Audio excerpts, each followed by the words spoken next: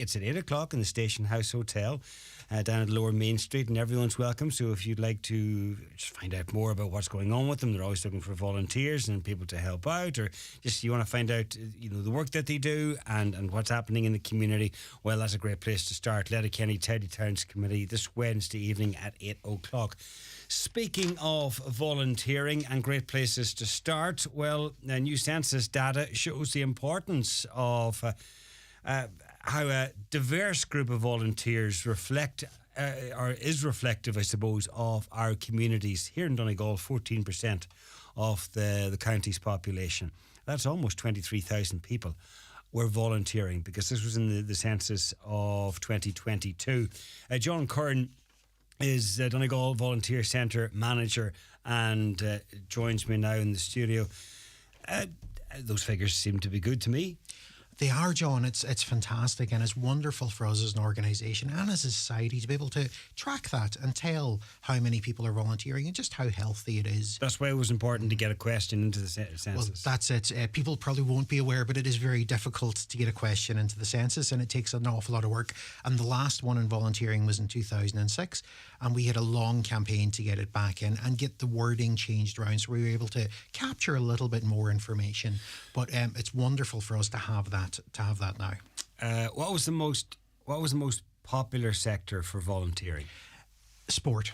It's always the way that people are getting involved, and the pride of the parish and the GA clubs and the soccer clubs and badminton clubs and cricket clubs and all sorts of clubs. Sometimes I feel that people who do that, they don't see it as volunteering, but it is. That's it, and we find that an awful lot, and we do an awards every year, and we try to target those people who don't see themselves as volunteers, who see themselves as just giving a hand, or this is what I do.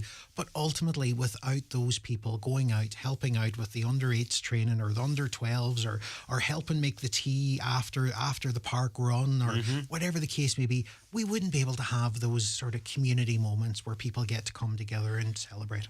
Aside from sport, what other areas are a lot of volunteers needed in? Yeah, so volunteers are needed everywhere. We have a particular focus for this year looking at committees and looking at people getting involved in the leadership of community. So people who would have maybe a certain skill set. It is, but we've yet to find people who don't have any skill set. So we'll find something for everybody. Right. But we do want, I suppose, for this year to take a look at that. But generally within the volunteering community out there, you've got people involved in sport, people involved in local community activities. So that's, running the hall and running the Meals and Wheels and all of those things, and delivering the Meals and Wheels and making the tea and all those bits in between. We have people then getting involved in religion.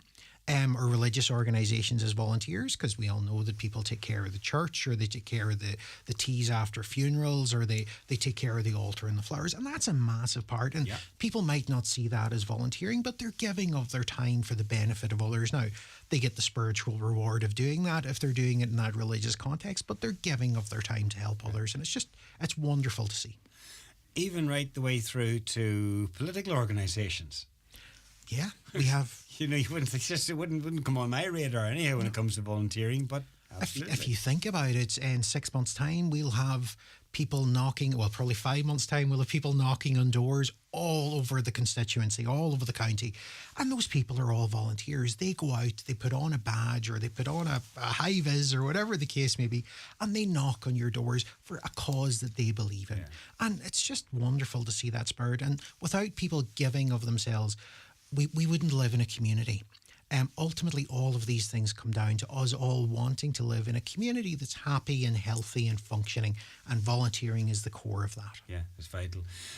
What age would it be? More retired people or more younger people who are more willing to give of their time? Or? I suppose it comes down to availability. We find that younger people probably more energetic, teenager-ish, have time to be volunteering and doing stuff, and then older people have time to be doing stuff for volunteering. But strangely, within the volunteer centre, within the centre that I work in, we are that activation piece for people coming in new to volunteering. So our average volunteers are under 35, female, and not from here. So that's our average volunteer coming into the Donegal Volunteer Centre specifically. Under 35, female, and not originally from here. Not originally from here is our average volunteer, but we're creating those leaders of the future.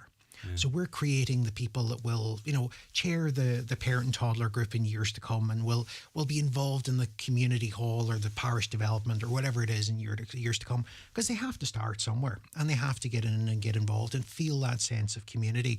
Because ultimately, I suppose we all have that. We all want to feel part of something, and we want that social experience and that social interaction that volunteering gives. And a lot of what volunteers are doing or keeping going are things that we take for granted. A tidy town, or, a clean chapel, or whatever it is. Entirely. We'll all notice that the town isn't tidy, but we don't necessarily notice that on a Sunday morning.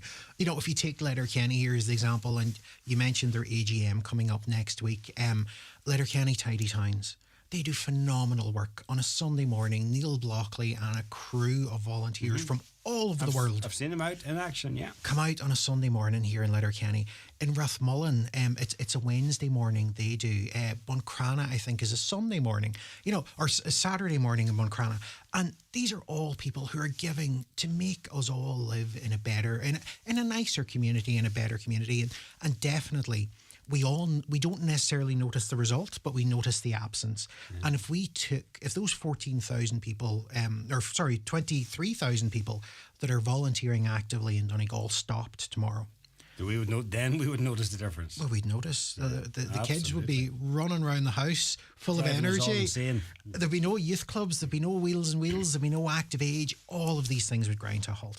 Interestingly, the census showed that around the country, volunteering levels are actually similar across ethnic groups.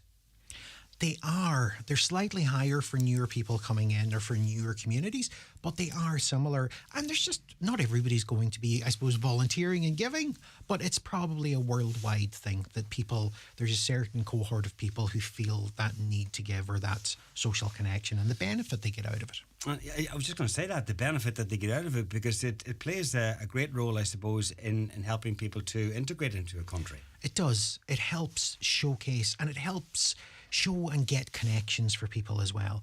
Ultimately, we all want to live in that with that sense of community, and it is volunteering that creates that. If we take it, we ask people why they want to volunteer as one of our questions, and it's just to look at their motivation and stuff like that.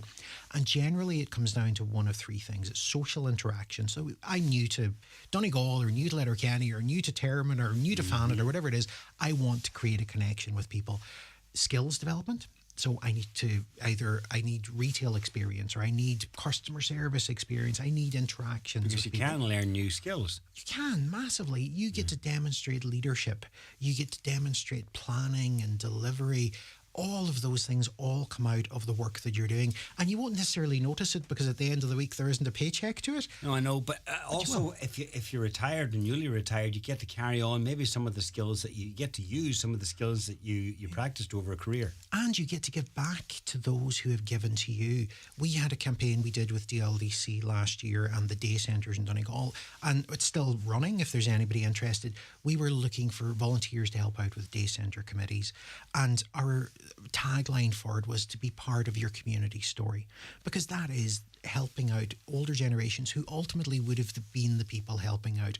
If you imagine now when you were young yourself and you were at a GA training, you don't remember getting wet, you don't remember getting battered about with a ball or a hurl or whatever it was. You remember the feeling, you remember the coach saying, "Geez, John, fair play to you, you played well today." And that stays with you. And I suppose as people develop through the generations, it's important that we give that to the younger generations, and that we're part of that community story going forward. And we're positive role models. We are, and we're showing what it is to be part of community. There's still a lot of organisations that are struggling. I mean, we have that headline figure here in Donegal of almost 23,000, but there's still a lot of organisations struggling to get volunteers. There are. There's always a need for new volunteers. There's always a need for people to step up and to do their bits. And volunteering has changed. People have a fear that, if I put my hand up at a meeting and I volunteer for something, that's me for the next 30 years. I'm in charge of the youth club, or I'm in charge of Ingo. Over this past 5 or 10 years, it's become very task focused. So you volunteer for the bit you're doing, and there's shape around it. We would suggest that people would volunteer for between 2 and 4 hours a week. So any less than 2 hours, by the time you have a cup of tea and take off your coat, it's time to go again. Any more than anything, well, the way we put it is anything that involves a lunch break's a job, you know. So 4 hours, 2 to 4 hours is perfect. It's doable, yeah. It is. Absolutely. And everybody has that amount of time to give. Maybe not every week, but over time they can.